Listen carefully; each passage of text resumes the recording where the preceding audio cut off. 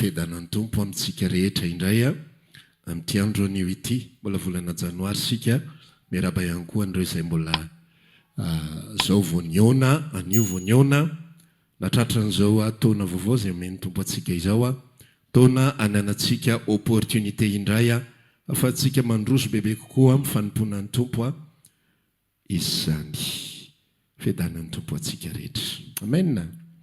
Yainao ny afatra ny tompo antsika anio a mino manokana fa manakambara aminao ny tompo androany ary tsy ho very moaina ny fotoana izay laninao a tonga eto amin'ity toerana ity a takizay ihany koa izay manaraka amin'ny alalan'ny tambazotra tsy ho lanilany foana ny solika fitaizanao anarahanao an'izao afatra anio izao. Mba lazao kely ny akaikinao hoe tsy ho very maina zao fotoana laninao zao hoe amen. Amaky teny avy hatrany isika, amaky tantara avy hatrany isika mba afahatsika mandray lesona, afahatsika ihany koa miaino a an'izay tian'ny tompo ho ambara amintsika anio. Luka 2:20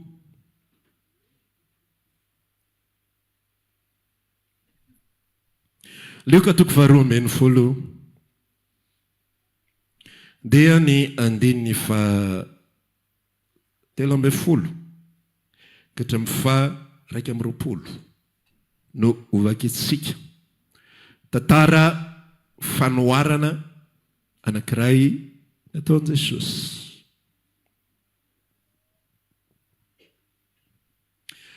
Luka 2:20 andininy fa 13 katramin'ny fa 120 toy izao mivaky ny teny a rehefa hitatsika izany. Ary nisy anankiray teo amin'ny vahoaka nanao tamin'i Jesosy hoe mpampianatra o mba teneno ny rahalahiko mba hizara lova amiko. Fa hoy izy tamin'ny rahalehilahy iza ny nanendry ahy ho mpitsara na mpizara ao aminareo. Ary hoy izy tamin'ny olona mitandremaka miarova tena mba tsy ho azo ny fieremana ianareo. Fa ny ain'ny olona tsy miankina amin'ny abetsahany zavatra ananany. Dia nanao fanoharana taminy izy ka nanao hoe ny tanin'ny lehilahy manan-karena anankiray navokatra be. Ary izy nyhevitra tao am-pony hoe ahoana no ataoko fa tsy manana fitoerana amoriko ny vokatro aho. Dia hoy izy hoe izao no ataoko, andravany trano fitehirizako aho dia anao izay lehibebe kokoa ary ao no amoriko ny variko rehetra sy ny fananako. Dia ilaza amin'ny fanahiko aho hoe ry fanahy eo manana fananana be voatahiry ho amin'ny taona maro ianao, mitsahara, mihinana, misotroa dia mifalia. Fa Andriamanitra kosa nanao tamin'ny hoe ry adala anio no alaina aminao ny fanahinao. Dia ho aniza zany izay zavatra rehetra no harinao. Dia toy izany izay miariarena ho an'ny tenany ihany nefa tsy mba manan-karena ny amin'Andriamanitra. Amen. 2 Korintiana 1:7.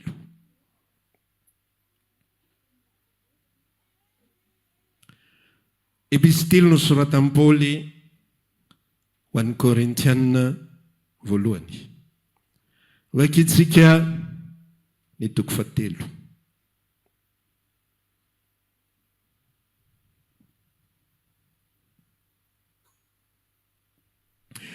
Ary ny andininy fa 1:10 katramin'ny fa 5:10 no andeha hovakitsika. Minaran'i Jesosy.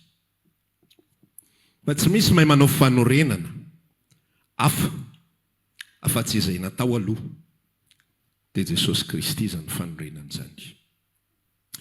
Ary raha misy mandrafitra volamena na volafotsy na vato tsara na hazo na bozaka na milolo eo ambony fanorenana dia aseho avokoa ny asan'ny olona rehetra. Fa ny andro no ampiseho azy satria aseho amin'ny afo izany andro izany. Ka dia hoza antoetra amin'ny afo ny asan'ny olona rehetra. Raha maritra ny asan'ny olona izay narafiny teo ambony fanorenana dia andray valipity izy fa raha olevolo ny afo kosa ny asan'ny olona dia ho faty antoka izy a kanefa ny tenany kosa dia ho vonjena ihany nefa tony avy amin'ny afo ihany izy. Amen. Ireo teny anankiroa ireo a no andeha ifampizarantsika indray a amin'ity herinandro fahatelo a atao anatin'ny volana janoary ity izany. Ny anankiray dia fanoharana nataon'i Jesosy a rehefa nisy lehilahy nanatona azy dia niresaka nangataka tamin'ny tompo hoe mba teneno ny rahalahiko izara lova amiko. Rary ny alova hoe mety ve aloha ilay fangatahana raha fijeranareo azy sa tsy mety?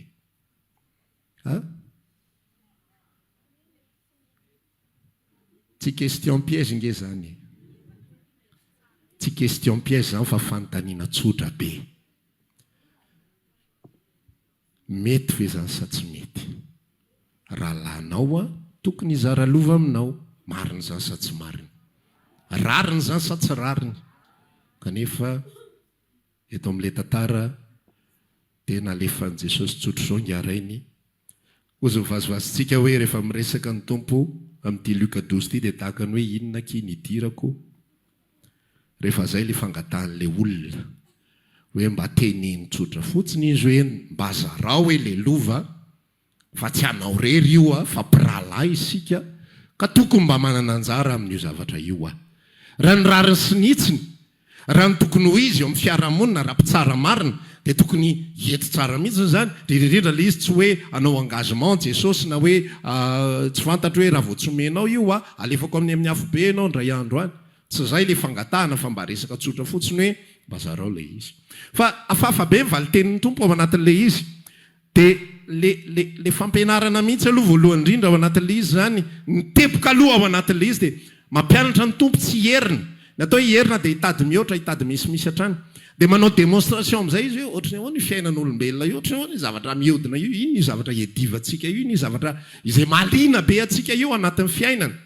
Dia nataon'i Jesosy fanoharana ilay izy satria amin'ny maha-olombelona tsotra fotsiny dia rariny ary mety ary tokony natao ity zavatra izay nitenen'ilay ranamana ity hoe mba teneno izy izara lova amiko mba samy manana ny anjaranay izahay. Dia Jesosy niresaka hoe mitandrema ozy izy dia merovatena nareo mba tsy ho azo fieremana fa ny ain'ny olona dia tsy miankina amin'izay abetsahany zavatra izay ananany. Azonao ve ny ity lazainao anatin'izany? Tsy miankina, ny ainao tsy miankina amin'izay abetsahany zavatra anananao. Tsy hoe manam-bola be ianao dia azo antoka ny rapitso. Azonao? Tsy hoe tsy manana ninina ihany koa ianao dia atahorana ny rapitso. Fa ny anio dia ozy izy ny tenin'ny saotra masina hoe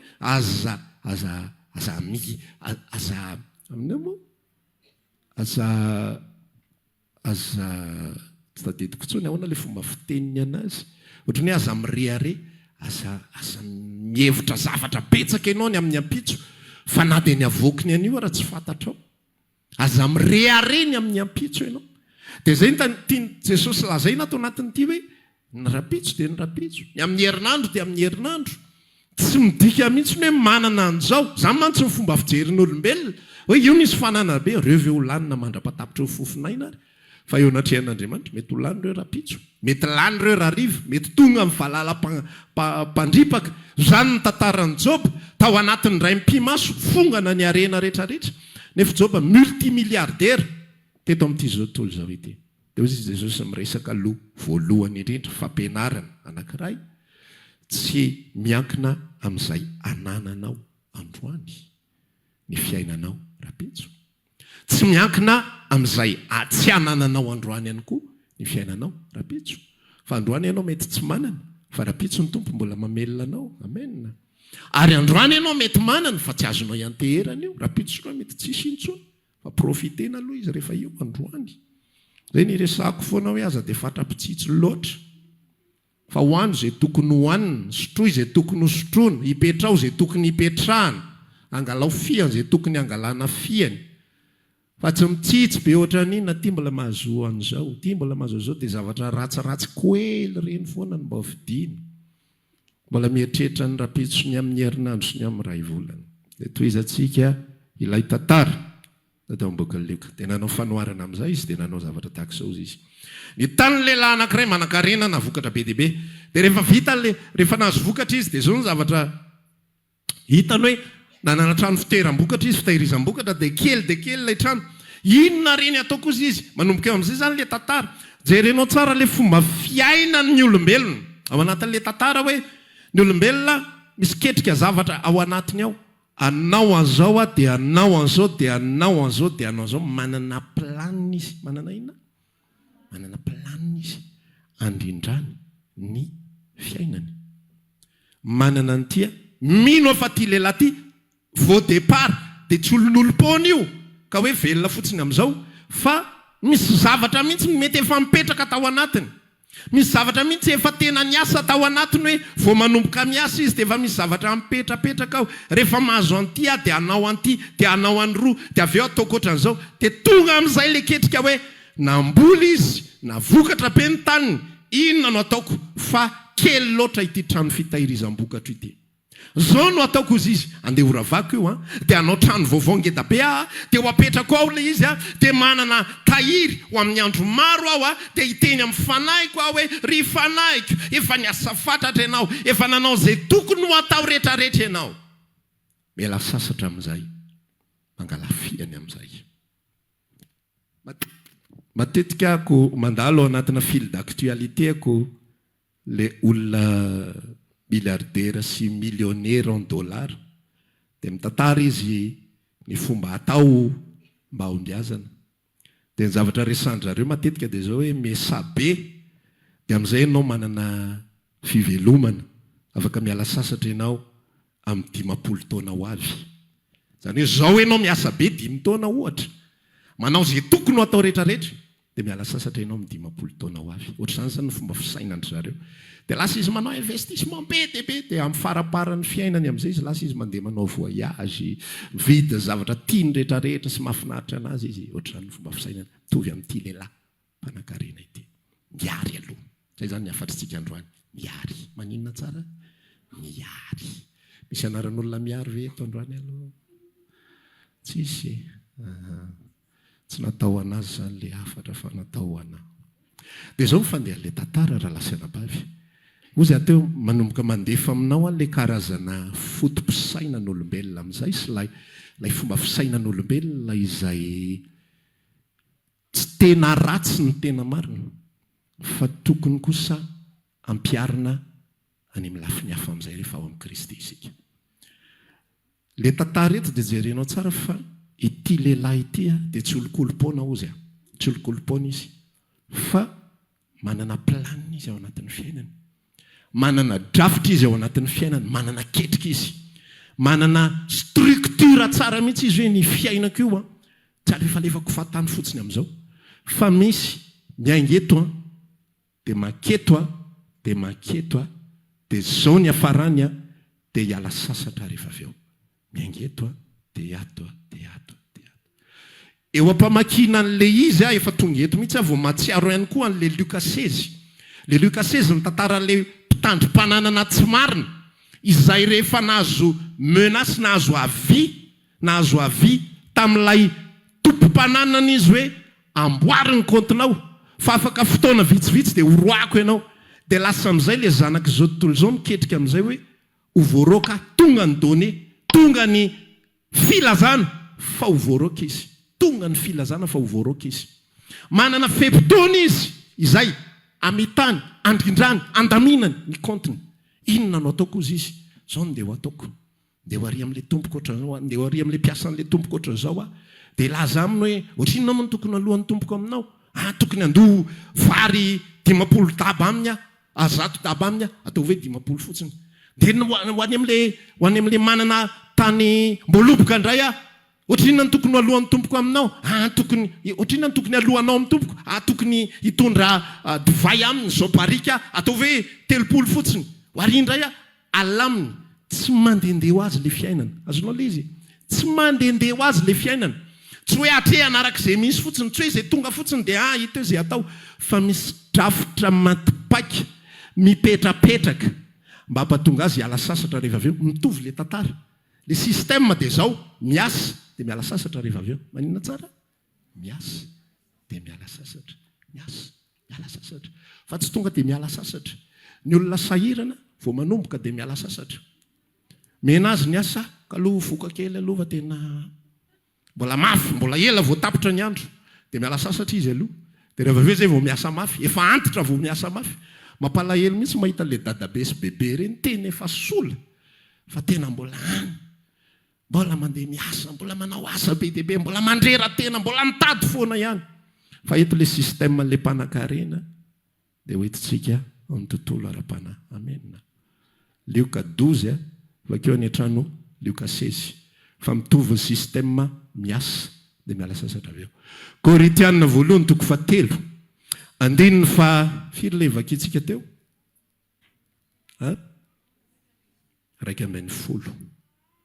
Manao fanorenana dia miasa mandrafitra eo amboniny. Zay le miasa. Ok?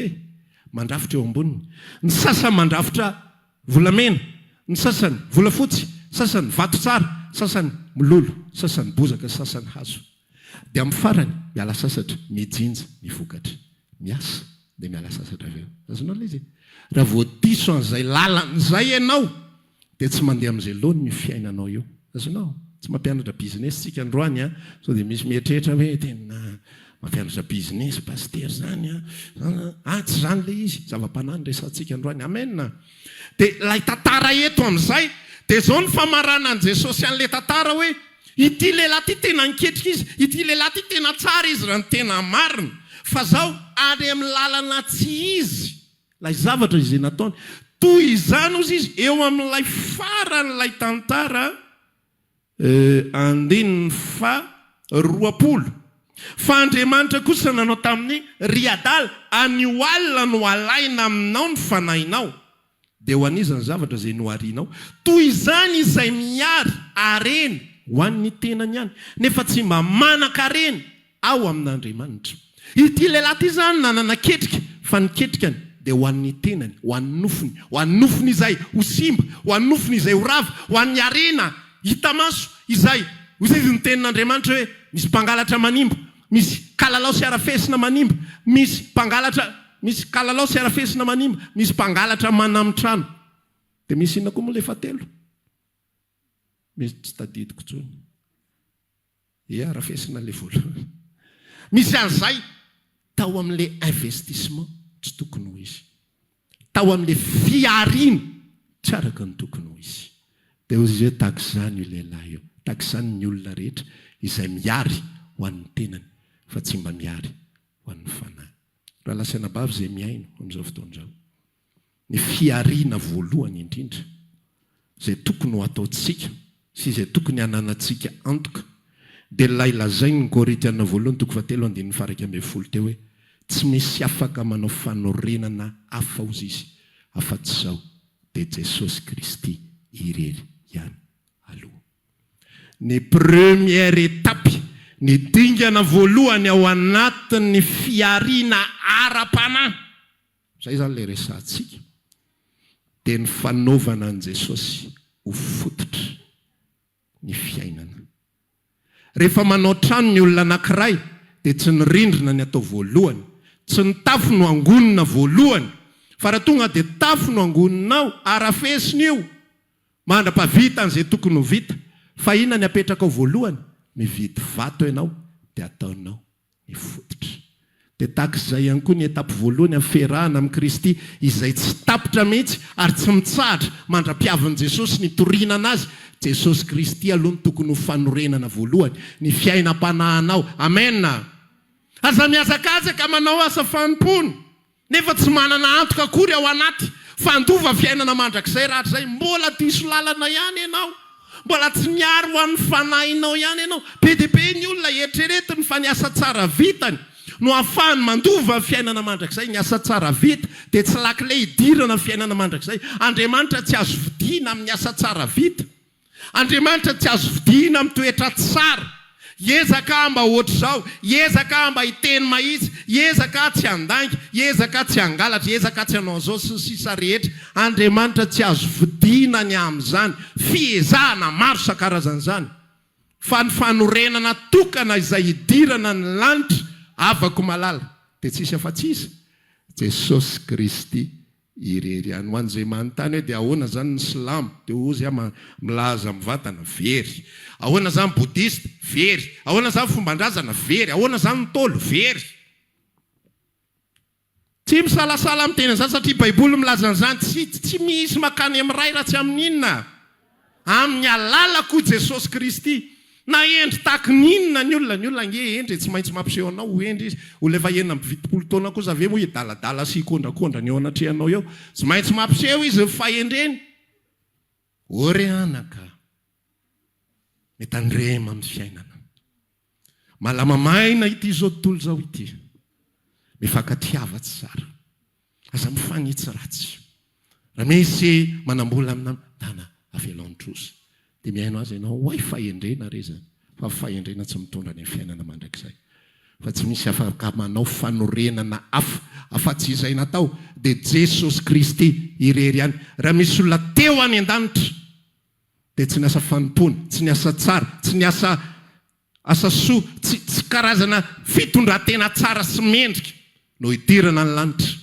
Tsy ny fandehanana am-piangonana no hidirana ny lanitra, tsy fanaovana asa am-piangonana no hidirana ny lanitra, fa ny an'ny fototra tokana sy ny an'ny fanorenana tokana dia ilay zanak'Andriamanitra maty ho anao sy ho an'ny fiainanao. Rehefa voarainao izay zavatra izay ianao vo afaka manao ny toyany rehetrarehetra avy eo. Amen.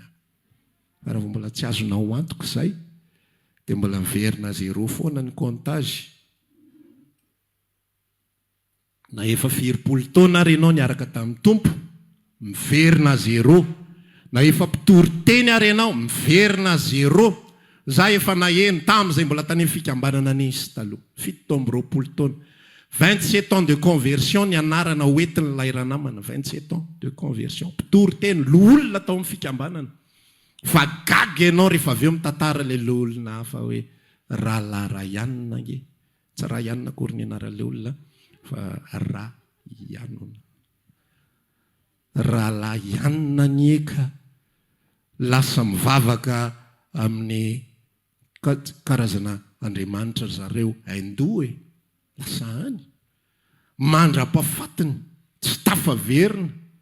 Inona no dikan'izany? Lay fanorenana ny tsisy, lay fanorenana tsy mandeha amin'ny laoniny.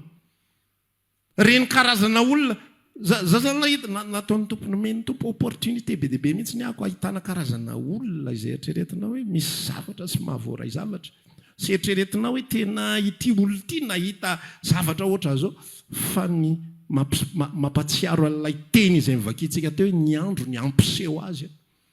Fa misy olona tsy ampoizinao, tena mikonfese Jesosy eo ambavany, tena mitory Jesosy, tena miresaka hoe zao iza ny an'olo tena manangatana ny sisy isa mampibebaka. Fa iny olona iny ihany rehefa aveo tsisy azan'i Jesosy zany nge. Dia ahoana zany le nitorianao taloha iny tamin'ny andro tsy fahalalany reny. Le fanorenana tsy izy. Zay ny mahatonga antsika mitory foana ny fanorenana. Jesosy Kristy aloha manana antoka ve ianao ao am-ponao fa misy Jesosy velona ao anatinao ao. Misy Jesosy velona, misy fanambaran'ny tenin'Andriamanitra ao anatinao. Misy antoka avy ao anatinao fa zanak'Andriamanitra marina ianao. Miresaka aminao ve le rainao eny an-dalana eny? Miresaka aminao ve le rainao eny an-dalana eny? Ao anatin'ny fiainanao ao misy accompagnement ve ianao? Miatrika ady sarotra ianao izy ny tenin'Andriamanitra tsy hanafitra anao ny rano. Henonao ve zany tsy manafitra anao zany ny rano? Sa henonao hoe tena manafitra tanteraka izao rehetrarehetra izao? Fa zanak'Andriamanitra misy fanahiny rainy ao anatiny ao izay milaza hoe abara eo, izay mampiorina azy, izay fanorenana tsara ao aminy. Rehefa vita izay tantara izay dia izao amin'izay raha lasiana bavy, ary eto amin'izay ny fampizarantsika. Rehefa vita ny fanorenana dia be dehibe amintsika no very amin'izay ao anatin'ilay tantara. Mandritra ny fepitaona voalohany aloha amin'ny fiarahana amin'ny tompo, mandritra ny herintaona, 2 taona, 3 taona dia mianatra tsika ao anatin'ilay fahazazana, ao anatin'ilay fahatanorana amin'ny fiarahana amin'Andriamanitra dia mianatra tsika, mianatra manovo fahalalana, mandroso amin'ny fitombona tsara amin'ny fahalalana ny Kristy. Hatreo aloha zany ohatry ny mandeha ho azy zany ny fiainana, manatrika fitoam-bavaka dia manaraka izay taritam-pastera dia hoe ohatran'izao dia ohatran'izao dia manaraka moramora le izy eo. Fa rehefa ao aloloha ao amin'izay raha vao tsy misy drafitra matipaika ny fiarahantsika amin'ny tompo, raha vao tsy misy zavatra mipetraka tahaka ilay tantaranyity Lioka 2:10 ity, ozy aho hoe tsara le izy fa tany amin'ny lalana tsy izy. Zay ny tenena ny tenin'Andriamanitra hoe tsy niaro an'ny fanany izy fa niaro an'ny tenany fotsiny ihany. Raha vao isika zasy ianao zanak'Andriamanitra, tsara fanorenana ihany koa no tsy manana fiariana ho an'ny fanahitsika dia mandalo fotsiny ny androm-piainantsika eto amin'izao tontolo izao. Nateraka indray ianao tamin'ny ianao 520 taona, ataontsika hoe maty ianao 570 taona, na tonga Jesosy Kristy 50 taona ianao, fa milaza anao ako manao aller-retour fotsiny fiainam-panahinao io raha vao tsisy zavatra matipaika tafapetraka, raha vao tsisy fipetrahana fandiniana, raha vao tsisy fipetrahana fandiniana, andeha ho aiza ny fiainam-panahiko. Omen'ny tompo taona 520 isika. Raha vao tsisy fotoana hipetrahantsika andinika, zany le tantara ao anatin'ilay Korintiana 2:3 izay nivakitsika teo. Ireo karazana olona anakenina, ireo karazana voa anakenina, ireo karazana fiarina anakenina izay natao. Dia hozy izy ny tenin'Andriamanitra hoe amin'ny andro ny ampisehoana an'izany any an-danitra io. Misy olona mandray ny tantara io mantsiny hoe hosedraina amin'ny afo ny asan'ny olona. Io anorenandry zareo le tantara le resaka afofandiovana, tsy afofandiovana zany io. Fa ny resaka ao anatin'io dia le asan'ilay olona mihitsy. Misy karazana olona enina ao anatin'ilay tantara ny Korintiana 2:7, olom-bovonjy anakenina, olona nandray ny famonjeny Jesosy Kristy anakenina. Ny voalohany indrindra dia manao asa volamena.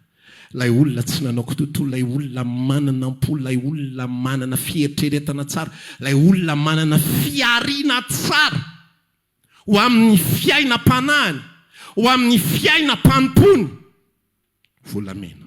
Ny faharoa mitovitovy amin'ny ihany, volafotsy. Ny fahatelo mbola mitovitovy amin'ny ihany, lenta tsara ihany koa, vato tsara, pierre précieuse. Olona manompo dia tsy mandehandeha ho azy ny fomba fanompona. Tsy tonga ho azy, tsy manao an'ilay hoe ho avy ara afaka, tsy manao an'ilay hoe ho hitako hoe raha manana fotoana ako hivavahana io na hanompoana, ho hitako hoe raha manana fotoana raha solofa za sahirana be. Lioka 12 ianao raha vao ohatran'izay. Zay le miaro ho an'ny tenany fa tsy mba miaro ho an'ny fanahiny. Io zavatra iarahantsika amin'ny tompo eny raha lasana bafy tsy mandehandeha ho azy io hoe. Tsy tonga ho azy io hoe. Tsy tonga ho azy ilay vokatra volamena, tsy tonga ho azy ilay vokatra volafotsy, tsy tonga ho azy ilay vato tsara. Ny 4e étape dia le karazana olona izay nanao asa fanompona, fiariana, hazo ny anazy. Hazo. Ny manaraka ilay hazo dia misy mololo, dia misy bozaka. Reo rehetrarehetra reo dia ampandalovina afo izy. Amin'ny vanim-potoana anankiray tsika ho any an-danitra. Sy ho amen aloha. Tianiko tsara le amen. Amin'ny vanim-potoana iray tsika ho any an-danitra. Amen. Dia eo anatrehan'ny tompo. Misy tenin Jesosy zay milaza sy manambara ohatran'izao hoe amin'izao fotoan'izao izy izao tontolo izao mime, ianareo mitomany. Rehefa andeha Jesosy izy rehefa ho faty izy. Fa ho avy ny andro izy mifamadika izay zavatra izay. Hivadika ho fifaliana ny alahelinareo. Rehefa hiala eto amin'izao tontolo izao ny fiangonana, dia ho libra tanteraka Satana anao izay tiany atao rehetrarehetra. Zao tsy mbola limité be Satana. Satana mahazo manao an'ity izy fa hatreto ihany. Mahazo manao an'ity izy fa hatreto ihany. Mahazo manao accident izy fa raha vao misy zanak'Andriamanitra tsy tokony hidira le accident dia va stop indray ianao aloha Satana. Mety crise mafy mihitsy izy ihany hoe voelingelina foana. Fa amin'ny fotoana anankiray hiala ny zanak'Andriamanitra. Dia libre amin'izay izy manao izay tiany atao rehetrarehetra. Fahoriana ny ainan'ny olombelona eto ambonin'ny tany. Ifamon'ny olona. Zao tsika tena manatona amina crise maro isan-karazany izao tontolo izao. Ary ho avy tsy ho ela crise alimentaire mifampiady any andafiny rika any États-Unis. Misy namako mipetraka any États-Unis dia mitantara amiko izy. Namako efa hatry ny ela dia fampiantso amin'ny anarany izay zao tovo izy. Ny anay zao aty ny fomba fiainana dia zao encouragena ny olona tena hoe hividy tany lopin de terre filazandrareo anazy dia amboly izay besoin rehetrarehetra. Zany hoe zay ilainao dia ambolenao amin'io tany kelinao manana tany 100 mètres carrés ohatra ianao dia asianao ovy, asianao karoty, asianao légume, asianao vary kely, asianao blé sy sisa rehetra zay ilainao dia atao satria manina ho avy sisy ny crise alimentaire eto amin'ity zao tontolo zao ity dia ampiomanina ny Amerikanina hoe teny zao dia efa miomana. Rehefa ho avy ny fotoana hiala eto amin'izao tontolo zao ny zanak'Andriamanitra ho avy ny fikorontanana. Rehefa tonga eo anatrehan'i Jesosy Kristy ny zanak'Andriamanitra melohan'ny dirana amin'ilay atao hoe fampakaram-bady ny zanak'ondry fety lehibe matetrika. Hozy ny tenin'Andriamanitra milaza sambatra zay voasa ho amin'izany fety izany. Amen. Famelohan'izay dia zao mifanambaran'ny tenin'Andriamanitra isika rehetra dia tsy maintsy aseho miariary eo amin'ny fitsaran'i Kristy eo amin'inona? Isika tsy ho aseho eo amin'ny fitsaran'Andriamanitra. Misy karazany roa ny fitsarana, ny ray fitsaran'i Kristy, ny ray fitsaran'Andriamanitra. Ny atao hoe fitsaran'Andriamanitra dia fitsarana ny olona rehetra zay ho very. Tsisy handalo fitsarana zany ka tsy ho very, fa zay rehetra ho avy eo amin'ny fitsarana dia ho very mandrakizay. Reo olona ireo le ilaza hoe fa ahoan'Andriamanitra ô? Fa maninona? Zay nanompo, zay nanao an'izao, koa maninona zay no ho very? Jesosy nilaza amin'ny bokin'i Jaona 4 miresaka izy. Zay rehetra manana ny zanaka dia tsy voaheloka. Zay rehetra tsy manana ny zanaka dia efa voaheloka sady. Amin'ny dika teny Grika ny dikany voaheloka dia mitovy amin'ny tsaraina. Mitovy, même mot, même verbe. Ny atao hoe tsaraina dia lohany. Ny atao hoe voaheloka dia voatsara sady. Dia isika tsy handalo ny fitsarana n'izao tontolo zao. Tsika tsy ho adinina ny amin'ny zava-bitantsika satria Jesosy Kristy no efa fitafiana izay tafiany zanak'Andriamanitra rehetrarehetra. Fa isika kosa handalo ny atao hoe fitsarany Kristy. Azonao le izy? Ny fitsarany Kristy amin'izay dia fitsarana ny asa izay nataonao. Ny asa nataonao depuis ianao converti. Novonjain'i Jesosy ianao dia nolaninao tamin'inona ilay famonjena. Ozana toetra ny fiariana rehetrarehetra zay nataoko zasy ianao. Hoentina eo anatrehan'ilay afo. Dia ho jerena eo raha volamena ny fiariana izay nataonao. Na volafotsy, na vato tsara, na hazo, na milolo, na bozaka. Dia hozy izy ilay tenin'Andriamanitra vakentsika teo. Raha maharitra amin'ny afo ny asanao dia mahazo valim-pity ianao. Iny atao hoe couronne satroboninahitra fiainana. Hozy izy Paul niresaka. Razara hozy izy dia mamely mafia. Razara dia miazakazaka Korintana 1 patsaivoa 7 mila mamaky baiboly renareo efa manomboka any angile fiariny any dia efa fiariny mila mamaky baiboly. Razara hozy izy dia miazakazaka nefa tsy manao kitoto. Ny atao hoe manao kitoto dia ino? Bozaka, milolo, hazo. Ny atao hoe tsy manao kitoto, vato tsara, volafotsy, volamena. D'accord sika? Azonao? Miazakazaka nefa tsy manao kitoto. Ary mamely totondra nefa tsy mamely rivotra. Ny atao hoe mamely rivotra dia inona? Bozaka, milolo, hazo. Ary inona ny atao hoe tsy mamely rivotra? Vato tsara, volafotsy, volamena. Fa siko mafy ny tenako mangana. Inona ny dikan'izany? Ampiaretiko ny mafy. Zay le resakitsika tamin'ny voalohany miasa mafy aloha dia miala sasatra rehefa avy eo. Zay ny olona mpanan-karena. Amen. Manantena fa mpanan-karena ianao io. Mpanan-karena ara-panahy ianao io. Miasa mafy ianao dia n'izao. Dia rahatry izay ianao miala sasatra. Amen. Fa raha ohatra ianao ka zanak'Andriamanitra mahantra, zao ianao manao izay tianao atao. Rehefa tonga any an-danitra ianao mipitsapitsa. Satria ny hafa manana couronne tsara tarehy. Ny ianao lohanao fotsiny amin'izao. Tsisy nininina, tsy mba nahazo nininina. Matiantoka hozy izy ny tenin'Andriamanitra. Fatiantoka, ivoaka fatiantoka izy. Ho ampandalovina amin'ny afo ny asan'ny olona. Raha maharitra ny afo ny asany dia mahazo valim-pity izy. Fa raha levony ny afo ny asany dia ho fatiantoka izy nefa ny tenany dia ho vonjeny. Ihany, azonao? Le fanorenana tsy voahozongozon'ilay asa natao. Ary aza miteny soa ihany efa mba misy azay aloha ka pastera efa mba misy azay aloha. Misy olona miresaka zay nianapy tonga mpamafatrano ary eny an-danitra rehefa tonga aloha dia zay ny zava-dehibe. Tsy vision ana olona miaraka amin'i Jesosy zany raha lasianam-bavy. Ny vision ana olona miaraka amin'i Jesosy sy voavonjy ny Kristy marina dia zao, izaho miara-mila ny Kristy aho. Tsy velona fotsiny ato ambony tany, voavonjy aho dia afa-po. Non! Tsy voavonjy dia afa-po, fa voavonjy dia mavita ny mission araka ny tokony ho izy. Dia ho raisin'ilay Jesosy Kristy mpamonjy ahy dia iresaka amiko izay ry mpanompo tsara sady matoky. Sa tsy tianao ny vavan'i Jesosy hiteny an'izany aminao? Nyatiko ny vavan'i Jesosy hiteny an'izany amiko. Fa tsy tonga eo anatrehany aho dia arabaina alofa tonga. Zay zava-dehibe. Tsy aho zanak'Andriamanitra, olom-boafidin'ny Kristy aho, hiaro an'ny fanahiko aho dia mbola hito amin'izao tontolo izao. Dia mbola velona omeny ny tompo 2025 tsy haiko roviana ako no faty roviana Jesosy no avy. Tsy fantatro fa androany ny tenin'Andriamanitra miresaka amiko fa tsy ampy fanorenana fotsiny.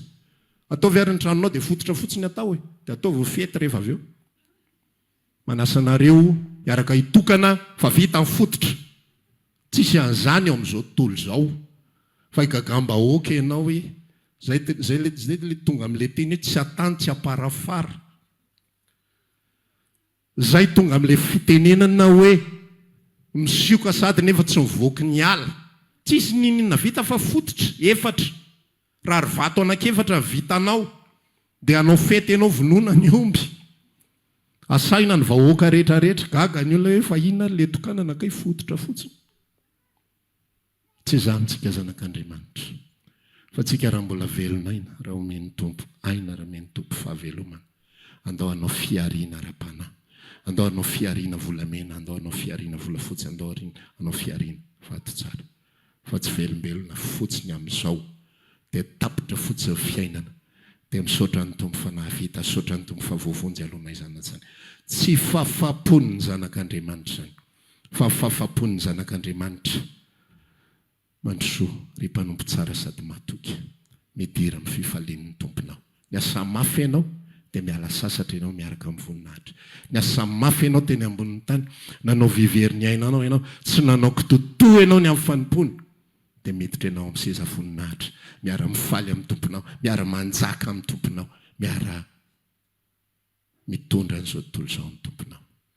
Andrositsika ao anatin'ilay izy. Inona ary tokony atao? Ahoana ny fomba fanaovana anazy? Ahoana ny tokony ho iainana an'izany zavatra izany? Ahoana ny atao mba hahatonga antsika hanana an'ilay volamena? Ahoana ny atao mba hahatonga antsika hanana an'ilay volafotsy? Ahoana ny atao mba hahatonga antsika hanana an'ilay vato tsara? Aleo tsy resana le ray tonga ho azy. Rehefa tsy manao ninina ianao tonga ho azy io. Nga io misy angatahany zany. Ohatran'izany reny zavatra maniry raha voaka tokotany ianao misy maitsomaitso maniry eo amin'ny rindrin'olona. Tsisy olona namboly nge io teo. Tsy nanapa-kevitra le tompo-trano hoe ndao mba ambolotsika bararaty ty rindrina ty. Ndao mbolena bozaka ty rindrina ty. Tsisy olona nampandroso voalavo tao an-tranony mihitsy hoe miadana be zay ato fa mba asiana kely sakafo hidiran'ny voalavo. Tonga ho azy reny. Dia takizay ihany koa le milolo. Takizay le bozaka, takizay le hazo maniriniry ho azy fatany. Fa ny volamena, ny volafotsy, ny vato tsara dia tsy maintsy karohana. Ary mahagaga mihitsy ny zavatra izay nataon'Andriamanitra fa reny zavatra sarobidy sy lafo vidy sy mafy be reny. Tsy hitanao eo amoron-dalana eny. Hoe tonga dia rofina fotsiny izany ny volamena. Izany indray ny volafotsy. Fa tena mikaroka lalina ianao. Tena miasa ianao. Tena tera-tsemboka ianao. Manana opportunité ianao ndana makany lakaka mba mijery indray mandeha fa feno lavaka any. Tsy azo ale amin'ny alina ny tsisy lampe de poche fa latsaka any ianao dia tsisy mahita tsony. Fa feno lavaka. Mandavaka ary zareo mandavaka safira izy tena any 400 metatra any ambany any. Zay vao mahita pepita vitsivitsy monja. Dia takan'izay koa ty fiarahana amin'Andriamanitra ity velonaina isika zao dia mila drafitra isika hiatrehantsika an'ity taona 2025 ity.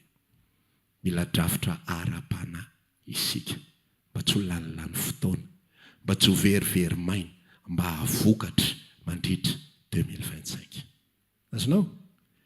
mila drafitra ianao tahaka ilay lehilahy tao amin'ny boky Luka 2:20 nanana drafitra izy matoa ny tombo ny vokatra tao aminy. Io tsy tonga ho azy zany fa matoa ny tombo ilay vokatra. Nisy drafitra tao, misy tetika tao nalaminy tsara misy. Rehefa mahazo donné anankiray ny olona anankiray dia lasa amin'izay izy manao zavatra araka ny tokony izy. No tenenin'Andriamanitra Joseph ato ato dia avokatra amin'ny tany mandritry ny 7 taona.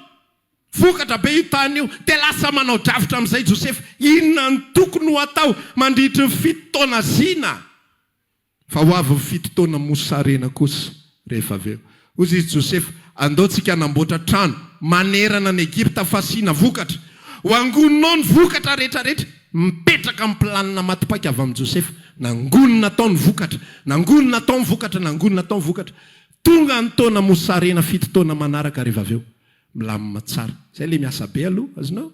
Dia miala sasatra rehefa avy eo.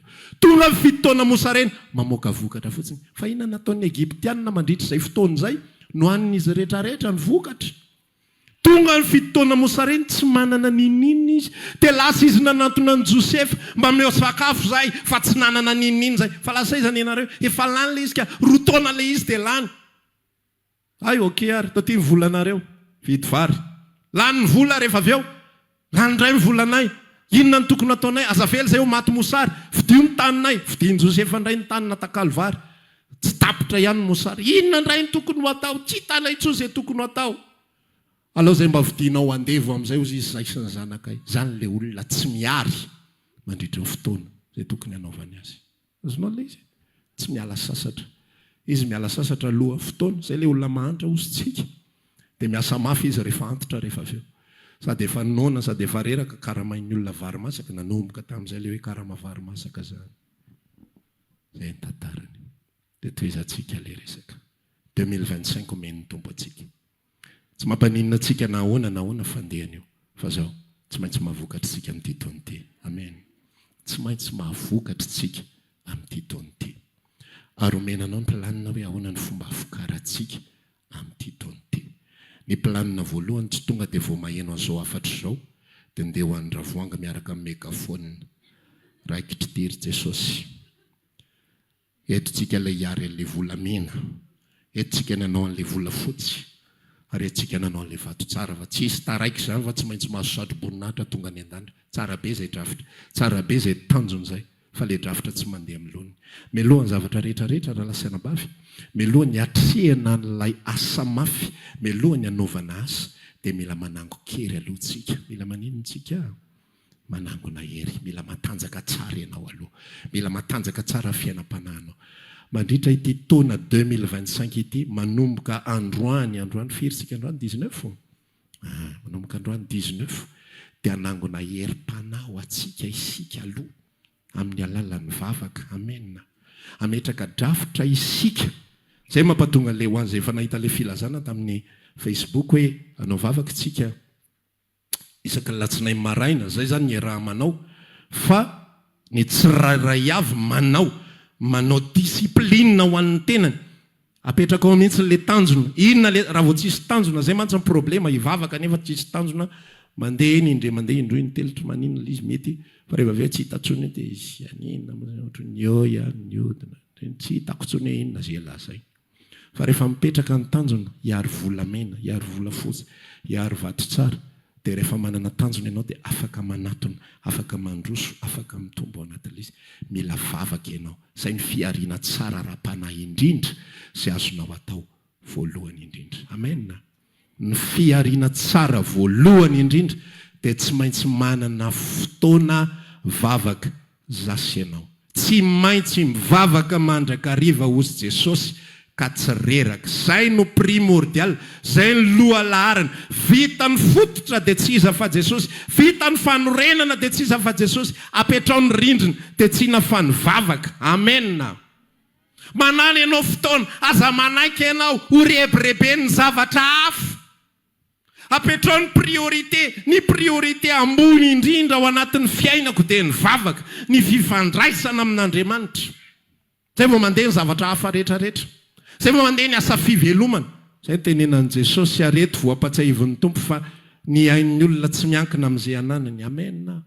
ny ainao tsy miankina amin'io asanao io jamais anao tokony hiteny an'izany hoe very raha votsitra eto raha voaroka eto very apastera aza mitehana an'izany mandrakizay amena fa raha votsitra pelantanan'ny tompo ianao zay vao very raha votsitra fifandraisana amin'ny tompo ianao zay ianao very fa raha ny asa zany tsisy dikany amin'ny tsisy ny asa nge zanak'Israely 7 taona fa zao nyfanontaniana napetraka Andriamanitra tamin'izay 7 taona zay nitondrako anareo nga rovotra ny kapanareo enjana be kapanovana isan'andro tsy mety rovotra ny tompony leo 7 taona ve tsy miova mihitsy ny akanjonareo tsisy rovotra 7 taona sasana ka mety misy tena miezaka mafy mihitsy manazy tsy mety rovotra ataoko mafy be ty am'izay rovotra am'izay misolo fa tsy mety minakanina foana satria zanak'Andriamanitra tsy miankina amin'izany ny fiainana tsy miankina amin'ny asa mandrara fa fiainam-panahinao kosa dia miankina amin'ny fiainam-bavaka ao maninona tsara ny fiainam-panahiko dia miankina amin'ny fiainam-bavaka tsy avokatra volamena mihitsy ianao raha vao tsisy vavaka milohan'ny zavatra rehetra raha vao tsy ampivavaka ianao dia tsy mahafokatra volamena mila manana ianao disiplinina tsara mila manana inona disipline mila manana fahonona antena ianao voalohany indrindra ho amin'ny vavaka manokana mihitsy na tsy mahita tsy maintsy andeha mantsy zavatra dia eo amin'le ahaizanao azy aloha introlana mihitsy iny 10 minitra ohatra izy tonga dia mitifitra 100 kilometra ratseso fefakatiny mbola tsisy miala ry tompo fa rehefa manomboka miakatra ny 17 minutes 20 minutes manomboka efa mihena ny volume miova ny intonation manomboka efa tsy dia tena dia misaotra tompony amin'ny zavatra rehetra efa manomboka andinika izy io hoe le vilisy vilany koa ve hoentina mbavaka isorana samy inona manomboka tsy hitako tsony hoe inona ny tokony ho teninina ao anatin'le izy fa mila mivavaka tsika mila manana fifandraisana amin'Andriamanitra tsika mila miresaka amin'ny zavatra rehetrarehetra tsika ny fiainam-panahintsika mila hoentiny eo anatrehany ny etaetatsika mila hoentiny eo anatrehany tsy fampiny etaetatsika mila hoentiny eo anatrehany ny fahazototsika mila hoentiny eo anatrehany ny fakamotsika mila hoentiny eo anatrehany Jesosy io za io kamo mihitsy raha ny tena marina te atory zao ny tena hitako mety amin'izao fiainako zao fa zao le afatro pastera ny olona mahantra dia miala sasatra aloha zay zany tadidinao manomboka androany raha vao ianao te hiala sasatra lava io mahantra ianao zay mahantra ianao fa ny olona manan-karena sy ny olona hanan-karena dia miasa mafy izy aloha miasa mafy izy tsy manaiky rebirebe ny zavatra hafa zany izy hoe za mbala manao zao rehefa enao mihitsy hoe ny fiainam-panahy ny zava-panahy no arenanao dia lasa ianao manao an'io zavatra io tena marina fa tia mampidibola fa misy priorité ao anatin'ny fiainako ary tsy volona ny priorité fa ny fiainam-panahiko ny priorité tsy ataoko totoy fiainam-panahiko ozy Davida rehefa miresaka ny ambokin'ny salamo ny ahy io tongotro tsy avelako hiakatra eo ambony fandrinako zany ny ahy io masoko io tsy avelako ilondolondo zany ny ody masoko io tsy avelako atory fa za mila mahita fitoerana ho an'i Jehovah mialohan'ny zavatra rehetra inona ny hevitra zany ara-panahy mila mahita fitoerana ho an'i Jehovah atao anaty koa mila alaise tsara fiainam-panahiko mila alaise tsara fitoeran'Andriamanitra mila tsapako tsara araky ny afatritsika vao tsy ela za tempolin'Andriamanitra mila alaise tsara zay fa ho hitanao fa rehefa salama tsara misakafo tsara ny fiainam-panahinao dia ho avy ny andro ho avy ny fotoana any aoriana lavidavitra any tsy avita mivavaka ianao za tadidiko tsara mihitsy ny fiainako tany amin'ny fahazazana tsy fahazazana moa zany fa tany amin'ny fahatanorana nomboka 15 ans converti fa tena voky ny ara-panahy nisy zoky lehibe mpitarika zany anisan'ny zavatra tsara ny raisiko tao amin'ny fikambanana nisy tena nitaiza tao anatin'izany atao hoe vavaka izany nandritra fotoana lavalava mihitsy nanana fiainam-bavaka tena nafinaritra nanana fifadikanina fiainana tena hoe manana moment ahafahana mifady hanina isam-bolana 3 jours par mois fifadikanina 2 jours raha faran'izay tsy afaka dia manangona amin'izay minendry fotoana iny fa zavatra hitako reny zavatra voangona ireny reny énergie ireny no afahana na vokatra sy miaraka aminareo mandrakity ny androany afahana mitory ny filazantsara afahanao tsy mety kivy tsy mety reraka mbola vonona hiady foana na misy zavatra maro isan-karazany ary tonga misy fakapanafa afaka mijoro ianao. Inona ny antony? Nisy fiainam-bavaka voaorina tsara nandritry ny taona vitsivitsy maromaro tao anatin'ilay izy. Zay mahatonga ako miresaka aminao amin'ity andro anio ity. Te hamokatra volamena ianao? Tsy henoko ny amenina anao. Te hamokatra volafotsy? Te hamokatra vato tsara? Ataovy manana fiainam-bavaka tsara ianao aloha. Ao anatin'ny vavaka ao ianao mahita ny toromarika manaraka. Azonao ilay izy? Indray mantsika tonga dia tiantsika hipetraka daholo ny plan zay aloha efa hainay, zay efa fitantaranao matetika zay vavaka izay pastera fa le toy al izy amin'izay moa zany ahoana marina. Te azo coaching personnalisé mihitsy ny tsirairay avy hoe tena raha za zany dia ahoana indray. Ohatra le olona nanatona John mpanao batisa tonga miaramila, tompoko mpampianatra ahoana ny aminay. Ozy izy John aza mitoatoa foana. Aza makamoka ahoana nanatona indray ny mpamory hetra ahoana ny aminay. Aza maka mihoatra izay tokony ho alainareo. Dia mitady coaching personnel loatra an'izay ihany koa ny zanak'Andriamanitra, fa ny coaching personnel dia ho azonao amin'ny alalan'ny firaisanao ny fanamasina, amin'ny alalan'ny fiainonao azy, amin'ny alalan'ny fanananao fiainam-bavaka. Dia ho atoriny anao sy ho ampianarina anao. Ampianariny anao ahoana ny famokarana volamena, ahoana ny famokarana volafotsy, ary ahoana ny famokarana vato tsara. Fa ny teboka tsotra izay omeko anao amin'ity androndroany ity, amboary ny fotoananao. Amboary. Azo kely namanao akaikinao, amboary ny fotoananao. Tsy tokony hisy olona intsony na iray ara eto anivon'ity trano ity sy manaraka en ligne, mpanaraka indrindra. Le mpanao commentaire be dia be, amena, za mihitsy tompo, saotra Jesosy a. Le mpanao ireny commentaire ireny, tsy tokony hisy intsony na iray ara ka hiteny fona Jesosy fa tsy nanam-potoana no. Efa toron'ny tompo atsika ty fa ianao zany le lehilahy ato anatin'ity Luka 12 ty ozy ako. Raha vao ianao tsy manam-potoana. Toy izany ozy izy ny olona izay miaro ho an'ny tenany ihany fa tsy mba miary ho an'ny fanany. Un verset tsika ny tantara amin'ity 2025 ity. Amen. Olona miaro ho an'ny fanahy tsika isika. Amen. Mba hatonga tsika vokatra ho an'ny Kristy. Hatonga tsika hitondra vokatra. Dia amin'ny farany omena tsika maimaimpona ilay satro-boninahitra fiainana. Ho apetraka eo andohantsika ny valiny zany. Fisasara tsika eto ambonin'ny tany zany. Atsika te hanontany sy te hiresaka amin'ny tompo hoe inona no avaliko anao no resoa rehetra izay nataonao tamiko. Ndana mamokatra volamena. Inona no avaliko anao no ny amin'ny famonjena Jesosy a. Misaotra ny amin'ny ranao, ndana mamokatra volafotsy. Misaotra ny amin'ny fitiavanao isanandro isanandro, ndana mamokatra vato tsara. Fa tsy misaotra dia miala sasatra rehefa aveo. Misaotra dia manao amenina rehefa aveo dia vita vitaina tsotsotra eny fotsiny ilay fanompona amin'ny alalan'ny fanaovana hirahira maivamaivana eny. Zany fanaony io. No hirahira maivana eny, misaotra tompo. Misaotra anao aho. Dia samy vita ny fiainana tsy zany. Ny fiainana zanak'Andriamanitra dia fiainana misy fiariana ara-panahy. Amen. Fiainana tsy misy kototo fa misy drafitra matipaky. Apetrao manomboka androany. Za eto katreto hivavaka. Zako mila mamaky an'izao soratra masina zao. Za mila miain'ny tompo. Za mila miala sasatra ty saiko ity. Mila fialan-tsasatra ihany koa io.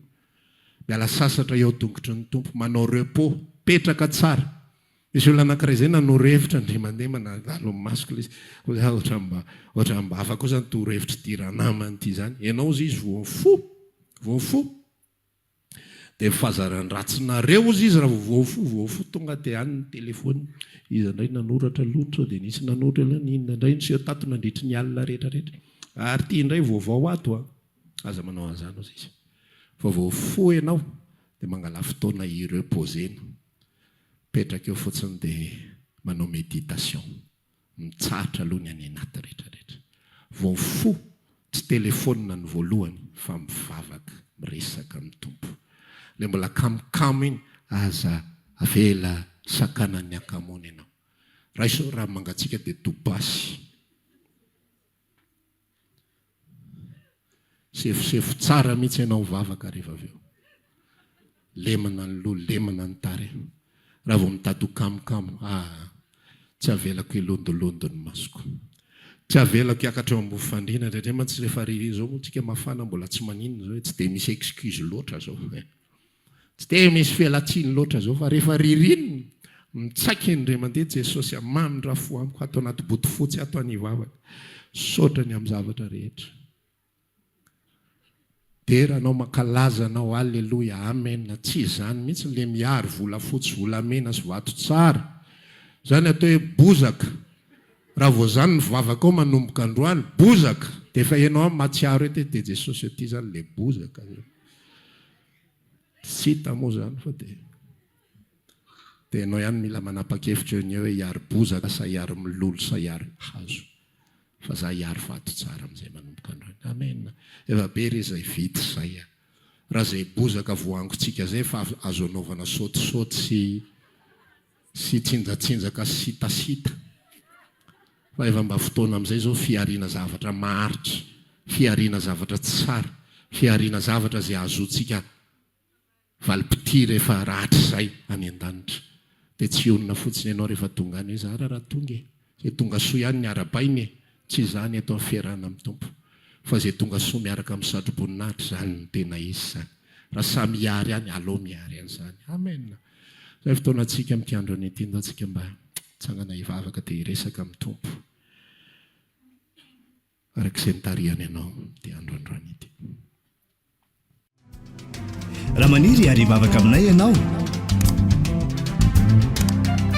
dia tongava ary isaky ny alahady amin'ny 7 ora sasany, ny talata amin'ny 12 ora sasany, ny alarobia amin'ny 12 ora, eny Antsahamanitra 100 metatra ambanin'ny fijerena fety, trano Gribege amin'ny ankavian-dalana. Tongava soa tompoko.